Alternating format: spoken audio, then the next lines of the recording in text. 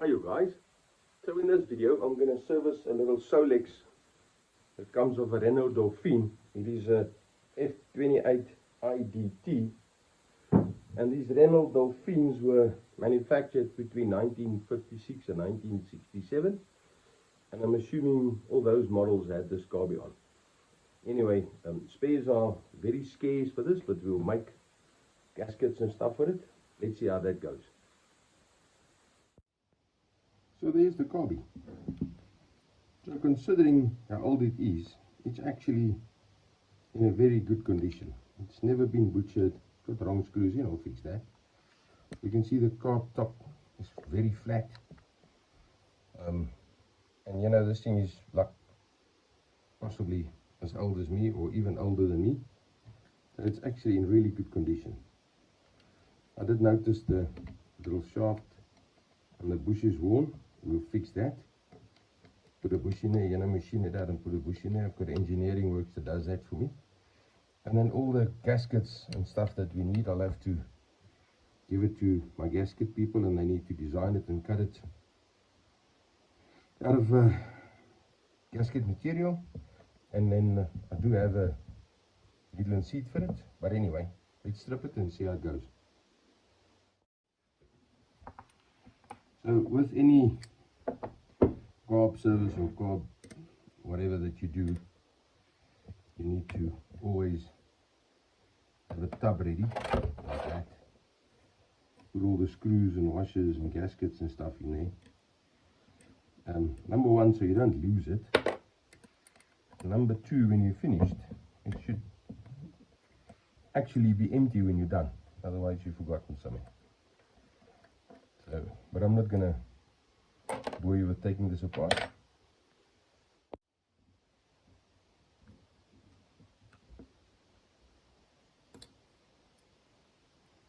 So that's what it looks like inside.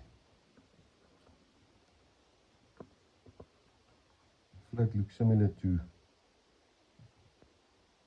the older models, well, the later models. And then the carby splits in a couple of pieces there, which is actually quite cool. With that little gasket, we'll have to make one. And then I see there's a washer in there. I don't know why it's in there. I think maybe it was dropped in there, and that's probably why the carb didn't work properly. It was because of that.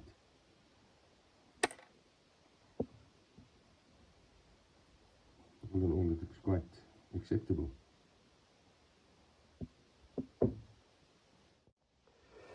So I've taken the carby apart altogether and had it in the ultrasonic cleaner, and it came out really nice.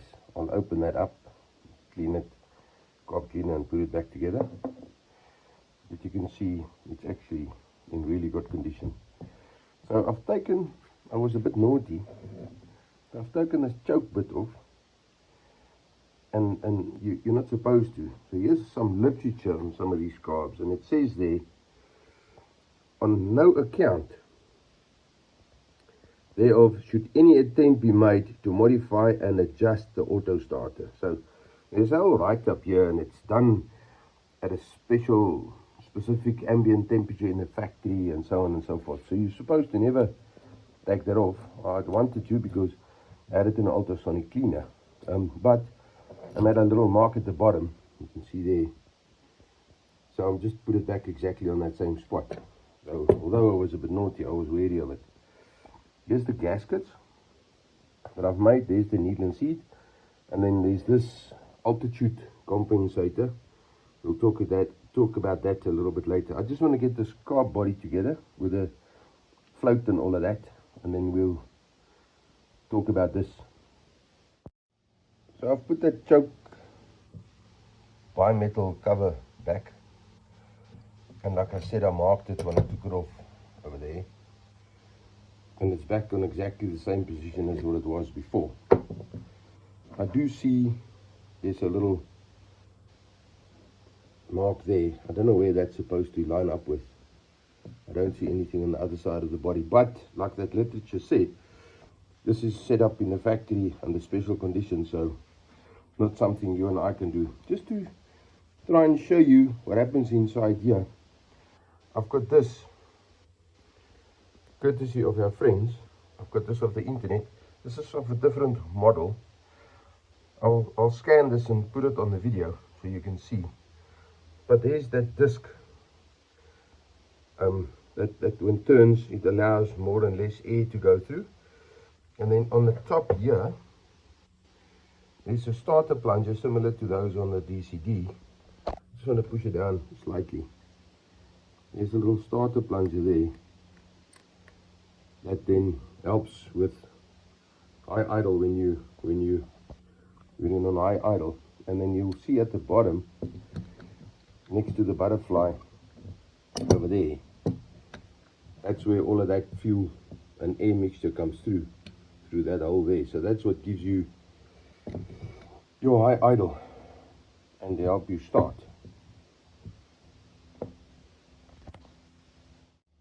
I was just reading something very interesting. They say there, the correct position, the thermostatic spring adjustment position is determined at the works and marked with a punch mark on the body close to the graduations. So there's that punch mark. So I'm actually going to turn that, undo these 3 screws and put it in line with that little punch mark. Then it should be factory set. See there? Helps to have a bit of literature. So that jet at the bottom has got to do with a slow start with a choke system mechanism. That channel runs up the back of the carby over there, comes out here. That emulsion tube there fits inside there. That would draw air through there, through that little hole there, and then through that hole into that starter plug, similar to the ones on the 36 DCD7. But all of that works fine. I'm going to do nothing with it. I'm just explaining it in short. So just to explain this assembly here, this is the whole jet assembly, and it with this little gasket, it screws in there, and this houses your main jet in there. It houses your air correction jet with a emulsion tube there, and your idle jet over here. So this is the idle jet assembly. I'll explain the whole idle jet circuit a little later. And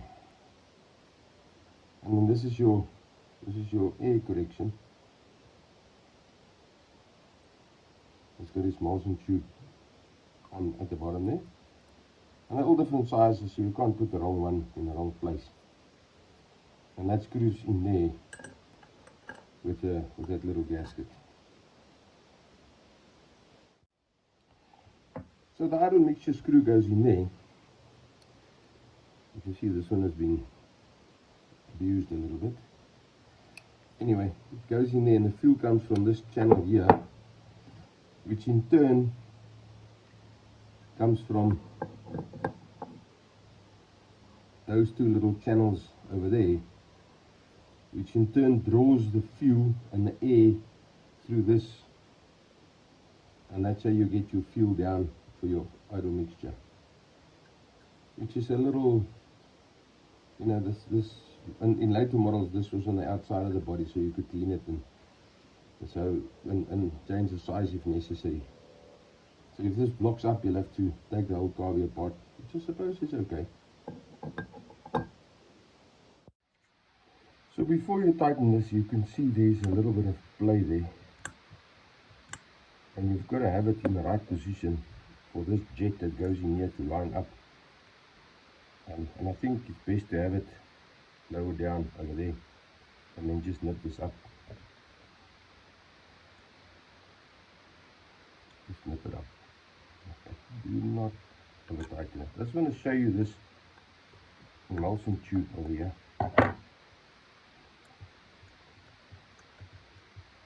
The emulsion tube looks like that.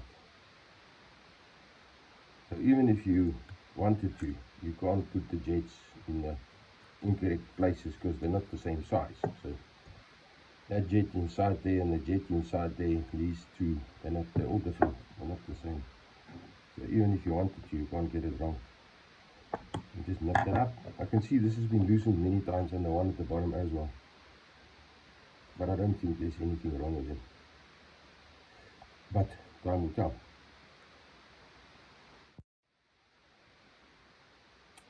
So to get the float in, nothing tricky about it. This little brass, this little piece of brass here fits in behind those two bits there. Importantly, shake this close to your ear, and I can hear this one has got stuff inside. It's probably leaking. I will look for another one. I just want to show you how to put it in here. I can just get the hands out of the way. Just slide behind those two castings like that. And there we go. That's in place. It is as simple as that. I'm just going to look for another float because this one has definitely got something inside. So I found 3 that will be good candidates, but I've decided to use this one. Because everything is exactly the same as the old one. I'm just going to clean it up and see if I can do a bit of a pressure test on it before I put it in. This one definitely has stuff inside, this one is fine. Anyway, I'll be back. So there we go, clean it up a bit. To test it, I had it in fuel upside down and just squeezed it there a little bit, and if it was leaking you would see bubbles, and I also had it that way around, squeezed it, and this float is fine, nothing wrong with it. Probably older than me, but it's fine, nothing wrong with it. I'm going to pop that in. So inside here is a little fuel strainer, as you can see. I don't know that I've got a correct one for you, but I'm just gonna undo this. And when you do, be careful not to damage that. I'm just gonna undo this and see if I've got a similar strainer. Keep a gunk in there. Keep a gunk in there. Alternatively, I'll just clean it up and put it back together.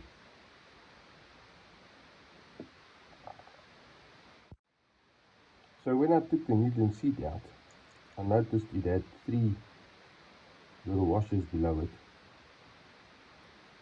and the assumption is that the float level at some point was a little high, and without bending that, because it's very fragile and you can damage it, they've put the washers below that to space it, which is a very good idea actually. I'm going to put it back together with one and just see where we are with that. Now before I put the carby together, I just want to say something about this. This is a altitude compensator, and there's a diaphragm inside here, and it's adjustable, and I'm assuming it's something that should be adjusted in a factory, because how would we adjust it? And this goes into that little tube on the main jet, like that. Goes into that little tube on the main jet, and then it allows the fuel into that tube in the middle, and inside there is a needle. I don't know if you can see the needle there. Inside there's a needle, and then with the altitude this will then either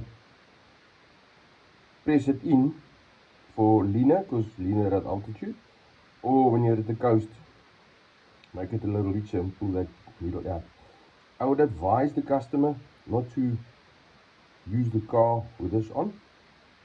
I'm not going to adjust it, because it will take you a month and 2 Sundays to do it correctly. You have to have a CO machine, and go from here to the coast, and it's just not an impossible task.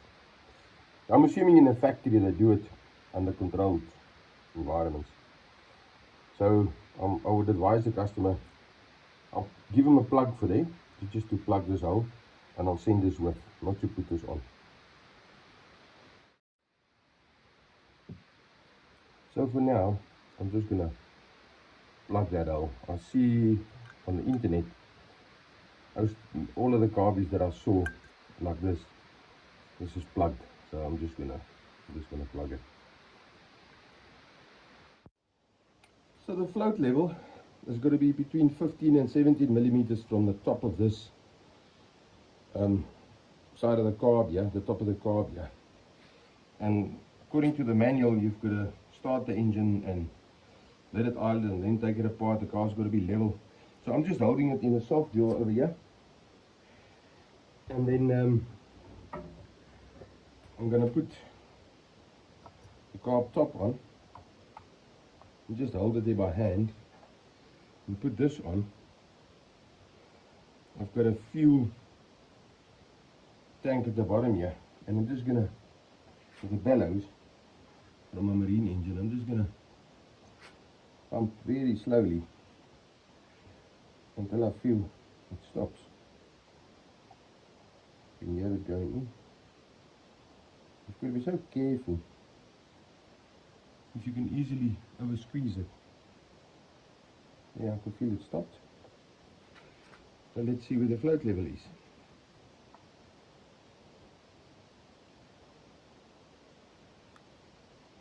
No, I've got to do that again. It didn't stop. Oh, there we go, I can hear it going.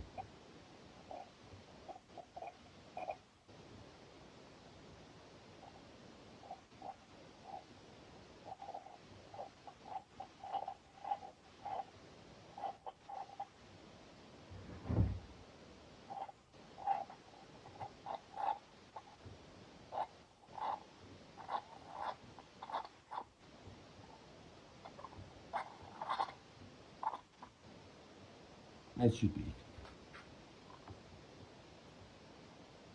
And now I've got to take that out and measure and see where the fuel level is.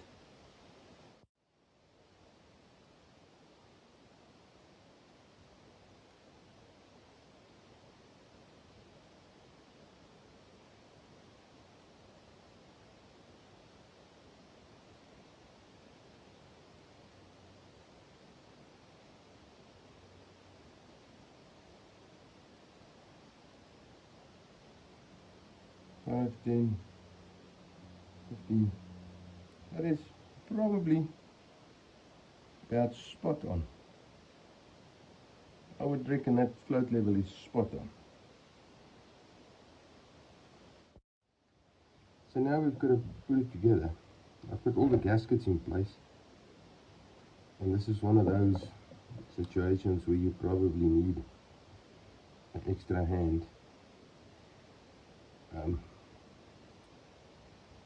Make sure the emulsion tube goes in the right hole.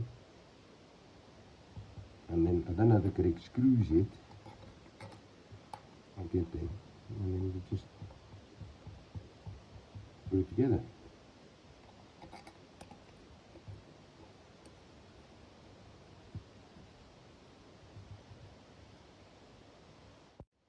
Last thing I have to do is to put the idle mixer screw back.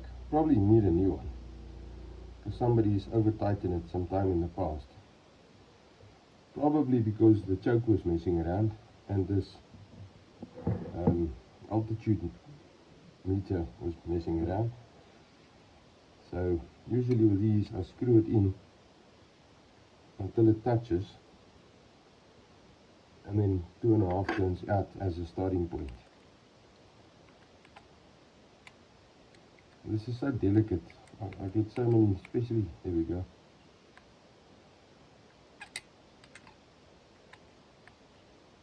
About there, that's a good starting point.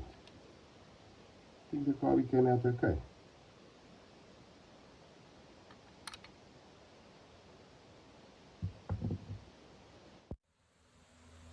have it.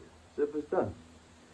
If I look at the condition of this Kabi, it just shows you, this is probably 60 plus years old. If you look after it and you don't butcher it and you use the correct tools and you don't over tighten and all of that, they should be able to last forever. I mean, this one has got a worn shaft. We're going to put new bushes in there, and then it should last for another 60 years if you do look after it. Anyway guys, I hope this helps someone. Be safe out there.